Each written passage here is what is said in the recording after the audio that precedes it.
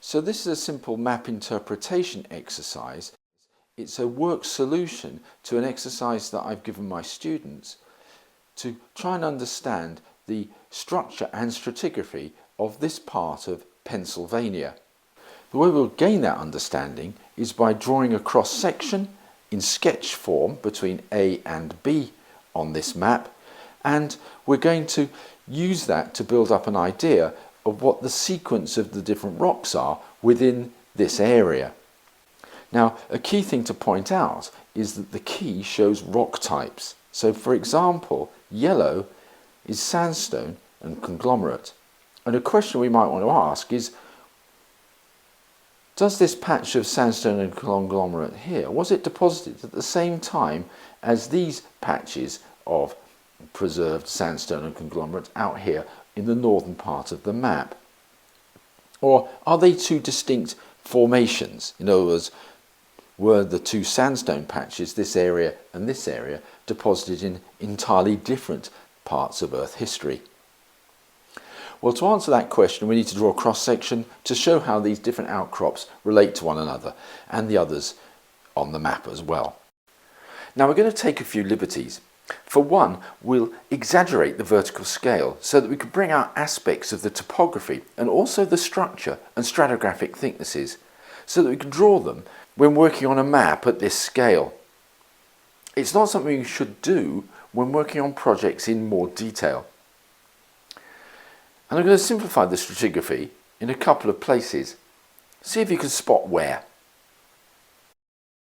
First of all, we need to be able to read the map to understand how these outcrop patterns relate to the topography. And the challenge we have is there's not much topographic information on this map, but there are rivers, and rivers flow in valleys. So it tells us the valleys are low ground and the surrounding areas therefore are higher. And we can use that to tell us about the relief and therefore what rock types lie above and below each other in the landscape. So I'm going to sketch up some cross sections, little cartoons, to be able to read parts of the map. So if we look at this area here, we can see that there's a valley with a river in it and therefore higher ground on both sides. So let's just cartoon up an imaginary profile across this valley. So we've got some high ground and then some low ground and then up to high ground on the other side here. And you can see that the valley bottom here has got a beige unit. Well, let's just colour that in just at the valley bottom.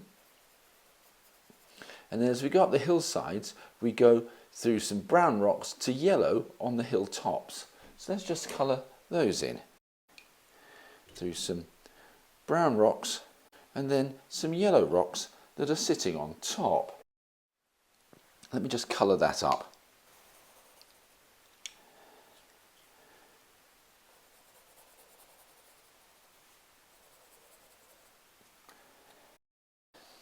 But in fact we see that as we go over this way, we go into green rocks that lie on top of the yellow.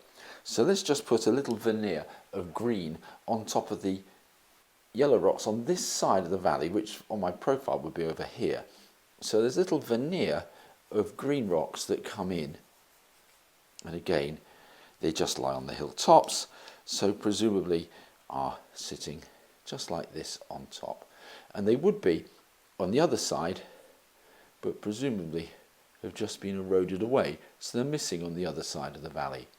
So we've established a rock sequence that is over for this part of the map area that goes beige, brown, yellow, green, and the rocks are horizontal. But what about this area down here? Well, down here we've got arcuate shapes in the map pattern of the geological units. But unlike the wiggly shapes we've got here, which tie into the presence of valleys, well, we can see the valleys here have nothing to do with the geometry of the outcrop trace. We can see that there's a river that runs right across this that has nothing to do with that V shape. So clearly down in here we've got structures that relate to the bedrock geology, not the landscape. We've got folds, and these layers here are cutting straight across the valley area. So these are relatively steeply dipping. So if we're to think about what the cross section through here is going to be, we've got steeply dipping strata. We look really carefully in this, we can see that these are little V shapes around this blue boundary. We've got a relatively thin outcrop trace on this side and a thick outcrop trace or wide outcrop trace here with respect to this red unit, all of which suggests that on this side we're dealing with strata that are stood relatively on end. So we look at a little bit of a profile here, we've got strata stood on end in here, and on this side we've got strata that are the same rocks, presumably more gently inclined like this. So we must have a structure that's something like this in this position here, which would have the blue on the inside and then the yellow and the red. So I'll just colour in that package like that to explain this outcrop pattern in here. So we've got a fold, and as we come across this way we can see that we take this purple tract around, comes around the fold structure here and then comes back round again and then closes off like this. And this is closing off to the left, in other words to the west. This closes off to the east. Well, an eastward closing one is an antiform. Here we've got one where the rocks are going to come down. So in this position over here we've presumably got some kind of fold structure that's coming down like this. So two bands of purple which come round there. These purple rocks go, these two, that's 1, 2, 1, 2, come around, and we'll see them on the far side of the fold over here, our two purple layers. So I'll just dash those over like this. And then in the core of this fold in here, but not in the profile, but just to its right, is this turquoisey blue colour.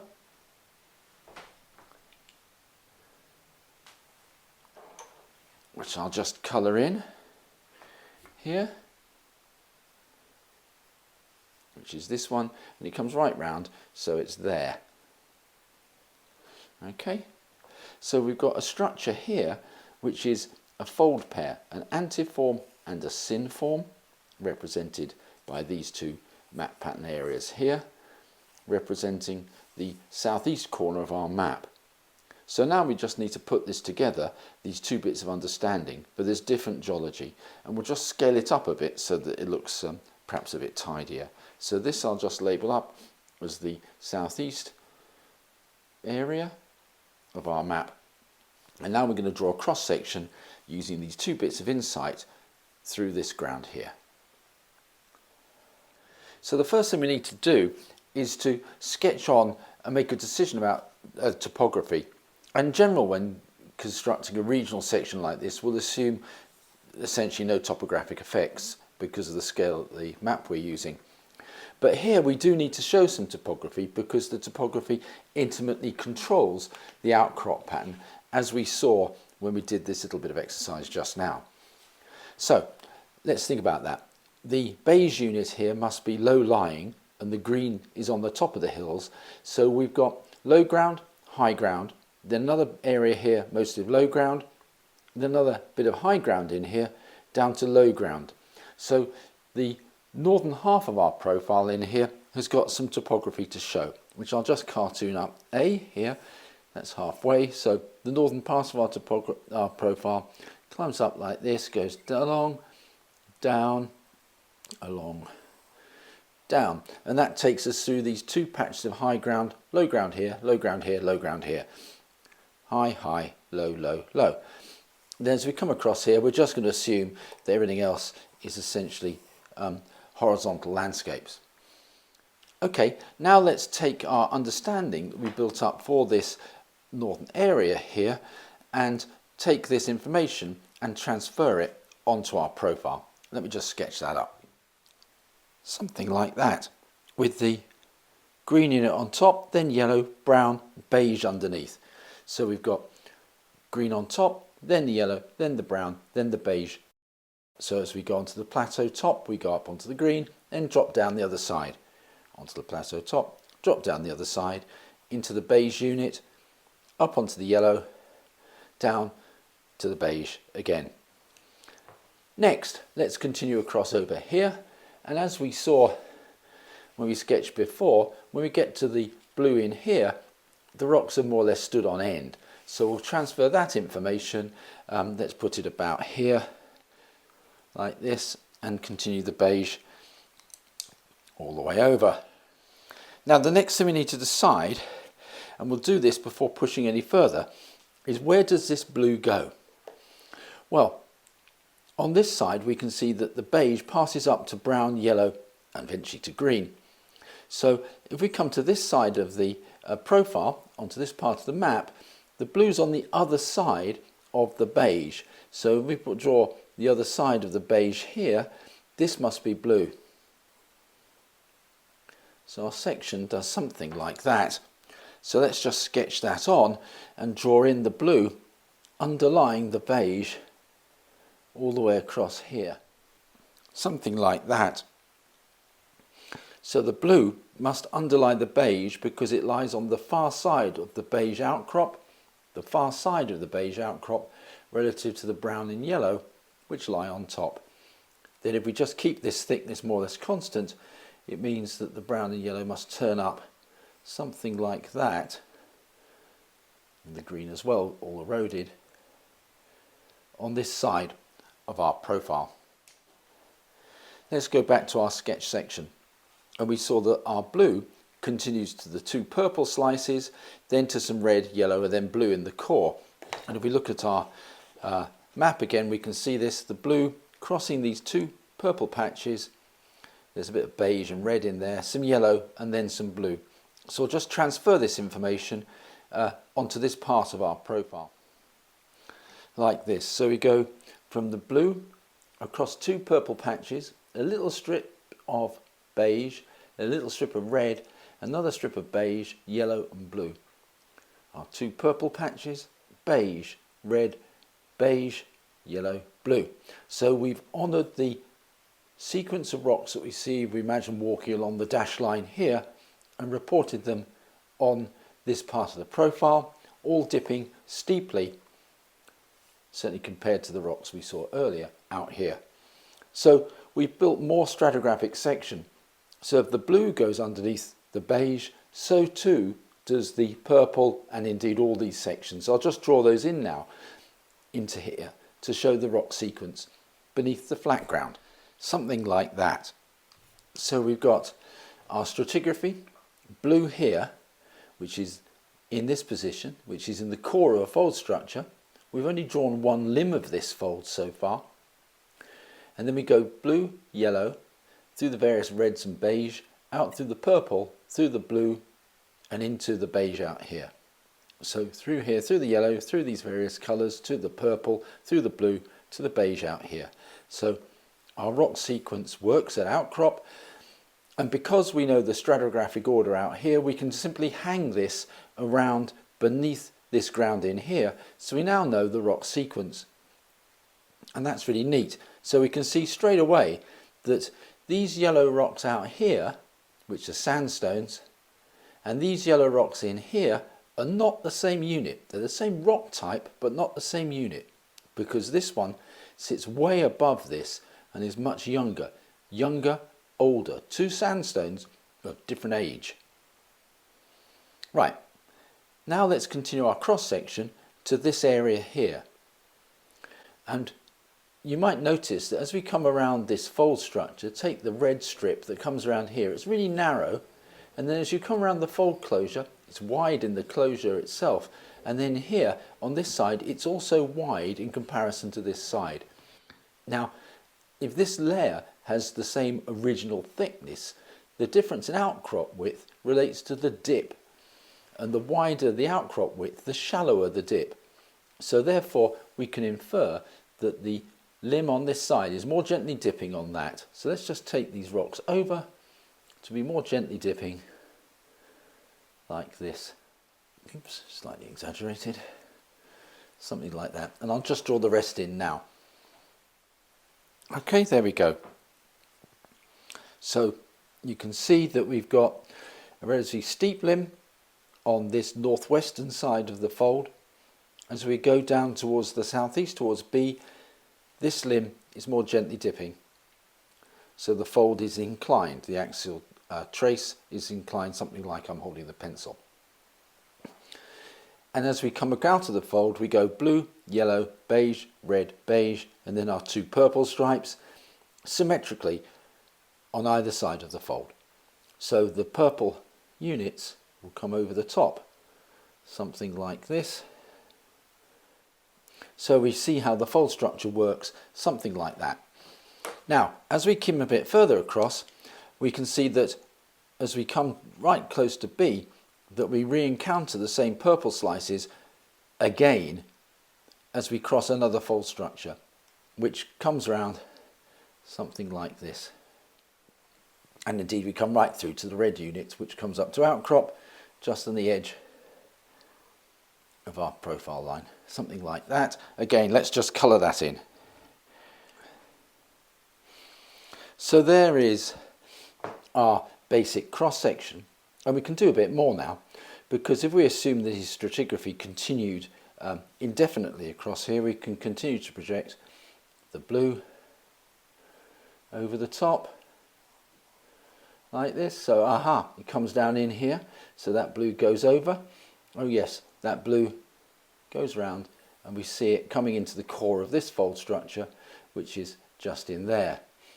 And we'd also infer that these other units would do the same thing, but that closure loop would be outside the map area in another county.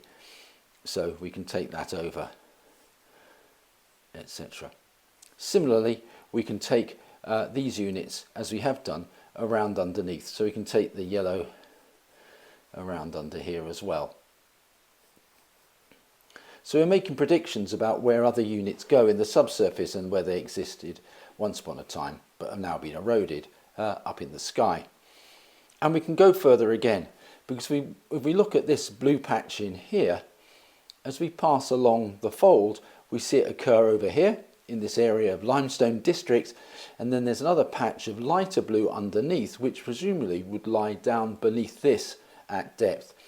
So we can put another unit coming in through here, which we see there, and indeed there's more purple underneath that, so we could put in some purple down in here. And then again, I'll just colour that up.